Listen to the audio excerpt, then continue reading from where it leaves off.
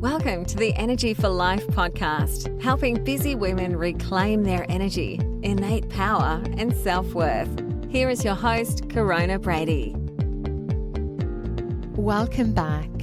Welcome to the Divorce Series, Part 3 of the Energy for Life podcast show. So the Energy for Life podcast show is a podcast about the awakening woman back to wholeness. And I, your host, Corona Brady, I'm here to guide, empower, awaken, motivate, and inspire you to see the world a little differently. I share very open, honest, and authentic sharings of my own personal journey from my heart to your heart in hope that it may awaken something within you. I'm a life coach, level 2 Kundalini yoga teacher, a women's shamanic mentor, and a mind detox therapist. And I'm the founder of the Energy for Life Academy, where I take busy professional women from burnout and overwhelm to energetic, joyful lives in 8 weeks or less. And I've been working with women now close to a decade, and I'm deeply passionate about transforming women's lives. My mission is to touch, reach, inspire, and awaken as many lives as possible in this lifetime. Welcome back today, and welcome to episode 58 of the Energy for Life podcast show. I'm back with our divorce series today, and I'm bringing to you part 3 of the divorce series. So just a little recap on part 1 and part 2 and what I covered there. If you are yet to listen to these episodes, I encourage you to do so today. So in part 1, I asked you an important question in terms of where you are right now in your relationship journey. Maybe you are separated, divorced a long time, but you still feel quite emotional and triggered by your ex-partner. Or maybe you've had a realization for some time that your current relationship or marriage no longer serves you and you are petrified at what to do next. Or maybe you're just wanting to understand more about this topic so that you can support a loved one, a friend, a family member in their life right now. I shared on part 1 a little bit about my own personal journey, and I spoke about the messages my body was giving to me, true anxiety, and the realization that I had. In part 2, I spoke about what you must attend to first and foremost before choosing to walk away or leave a relationship or marriage. I also spoke about the range of feelings and emotions you will experience on any given day. And I also spoke about all the losses that come with separation and divorce and what you must grieve. You cannot skip this step. I also spoke about the importance of doing the real inner work. The amount of personal inner work you choose to do will depend on the success of your healing. And in part 3 today, I want to answer a brilliant question I received from one of our community members. I know that many of you will be able to relate to this one today, and I know that it will support many of you on your journey right now too. So the question was, I realized I've numbed myself to emotions and I'm very blocked. Where do I start? So firstly, I just want to say a big heartfelt thank you to our community member for asking such a vulnerable and honest question. So where does one start when they have this realization? First and foremost, you begin right here with the awareness, because awareness is the very first step in creating any form of change in your life. Feelings, they're meant to be felt. And life is not easy by any means. And, depending on what's going on in your life, it can make you feel intense feelings of sadness, jealousy, anger, rage, despair, anxiety, loneliness, and just feelings of being lost and adrift. And sometimes such intense emotions can make it so difficult for us to function in the world. And so sometimes we just need to numb ourselves temporarily to get through the day. However, it becomes a real problem if this is how you're choosing to live each day and you're not addressing these feelings that need to be honored, felt, processed, and instead you're pushing them down and you're denying them. And when we numb our feelings, it will always come at a huge cost. Your thoughts and your emotions, they directly impact your physical and your mental health. And I know that this isn't the first time you've heard this today. Emotions that are freely felt, expressed, experienced without judgment or attachment, they will just tend to flow gracefully and fluidly without impacting your health. On the other hand, over time, repressed emotions, especially fear and those negative ones, what they do is they zap your mental energy. This is what then leads to fatigue and burnout, which then negatively impacts your physical and mental body, leading to a whole range of serious health problems.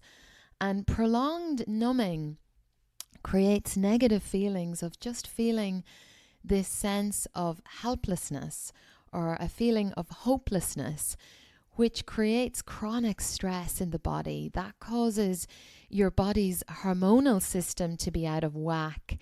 It then, depletes your brain's chemicals, which we need for happiness. And it then damages the immune system. It weakens our nervous system. And chronic stress, it actually decreases your lifespan. And science has now identified that actually stress shortens the end caps of our DNA strands, which actually causes us to age more quickly. According to Brené Brown, numbing is any activity that we use to numb our feelings so that we don't experience vulnerability. And those activities can include, but they're not limited to, by the way, they can include drinking wine, they can include just mindlessly scrolling through social media on your phone, and staying so crazy busy all the time so you have no space or time to feel. They can also include eating sugar or just binge eating or binge watching Netflix, online shopping are just some examples there today. Now, none of these things are inherently bad things on their own, okay? But when we use them as an escape from a feeling, from really feeling what's happening in your body, that's when it can really turn into a serious issue. And when we choose to numb ourselves to vulnerability, so instead of facing the feeling and allowing yourself to process it and move through it, you push it down. You make a judgment for having it in the first place and you deny it. And what you're really doing is you're closing yourself off, you're numbing yourself to love, to peace, to belonging, to empathy, to creativity. And I love this quote by Brené Brown. We cannot selectively numb emotions.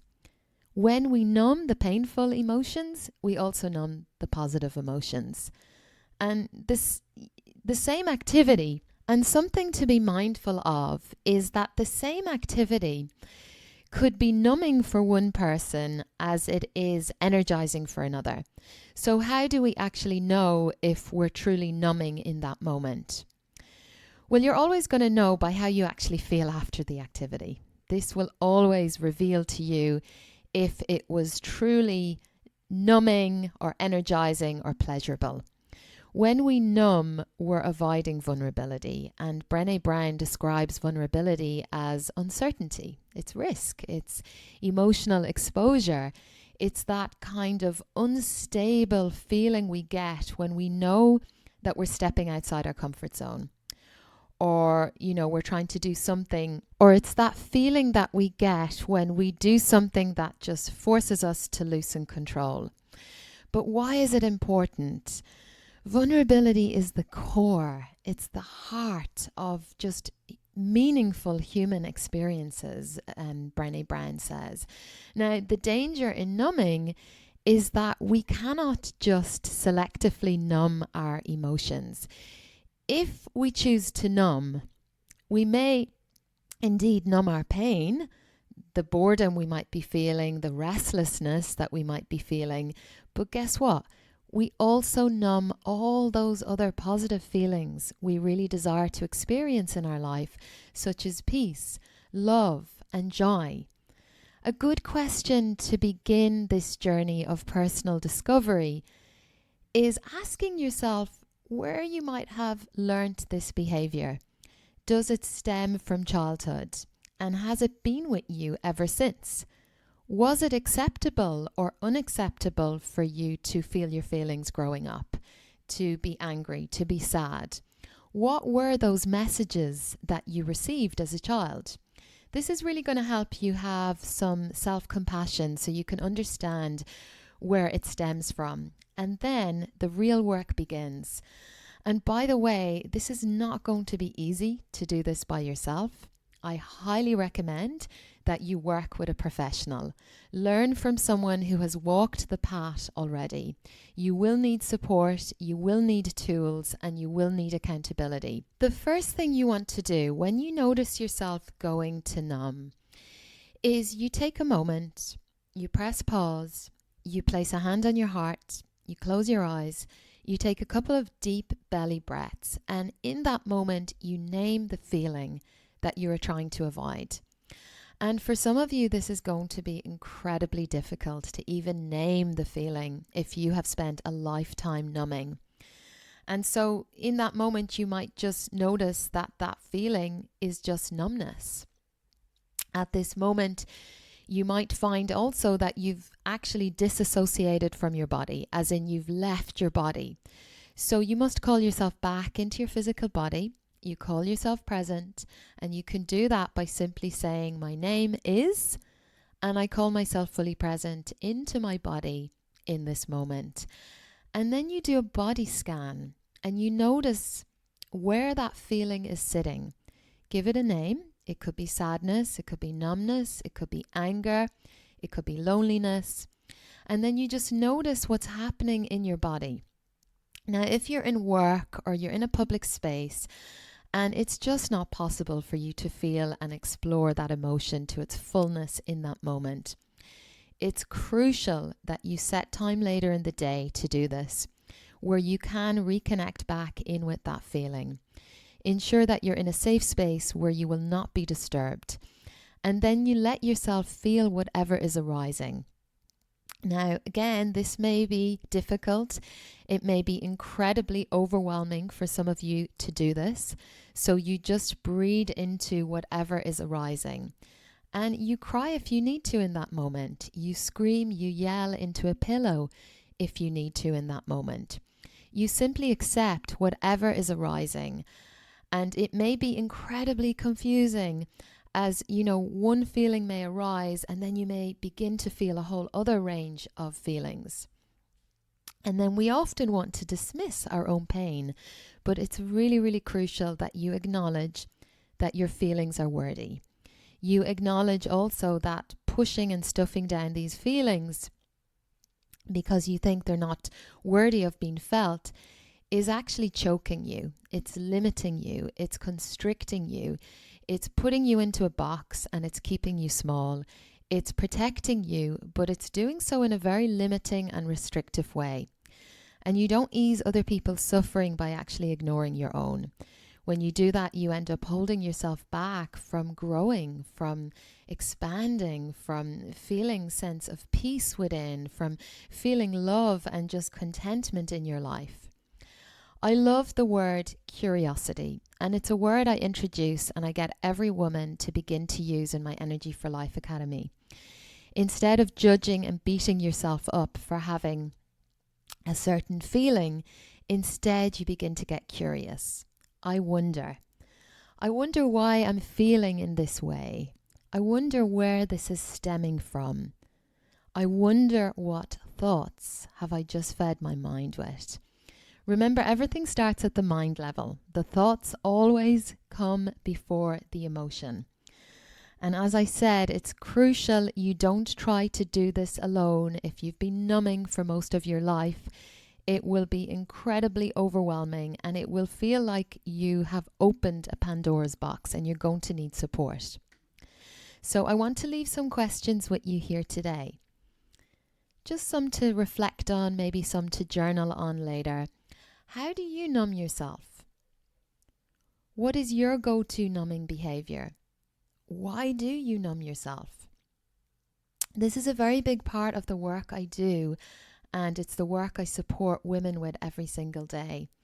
And I encourage you to book in for a complimentary chat with me if you're looking for support right now, and we can see if we're aligned to work together. You can head on over to coronabrady.com/apply. And I also encourage you to just go on my website, take a look at our reviews. You'll be able to see yourself in a lot of the women that I have supported. And if anything, that should give you absolute confidence and certainty that I can support you too. Thank you so much for listening here today. If you've received value from this episode and you're enjoying our show, I'd really appreciate it very much if you can leave us a rating and a review in iTunes. This is the only way I can get this show to more and more women that badly need it. Do you know someone this episode may benefit today? Then please go ahead and share this with them. And just before I go here today, I'm running a beautiful intimate evening, The Ripple Effect of the Fierce Woman in Sydney at Bondi Meditation Centre in Bondi Beach on Thursday evening, the 24th of October from 6:30 p.m. to 9 p.m. The feedback I receive from women time and time again is just how lonely and isolating they feel living in a big city like Sydney, and how they are just longing to be part of a community. They're longing to connect with like-minded women on a personal growth journey. This is the very reason why I've created this in-person live event. It will be an intimate live conversation and Q&A with myself. So this is just really an opportunity for you to be part of an intimate, live, authentic, heart conversation evening about bravery, courage, a journey back to wholeness, and saying yes to a life on your terms. There will also be a Q&A where we will explore how we can add courage, authenticity, and vulnerability into our daily lives. So come along, join us for a beautiful, soulful evening of connection and just real life talk. I'm going to be chatting about courage, bravery, vulnerability, authenticity, and how you can just really inject those qualities into your daily life. It's going to be a beautiful evening of all those important stuff: community, connection, intimacy, laughter, and joy. The evening will begin with a grounding and centering meditation into the heart space, and then I'll be sharing my 6 pillars to the ripple effect of the fierce woman in a very relaxed environment, and then we'll finish with a Q&A. So why not grab a sister or a bestie or a few and join us for a beautiful evening.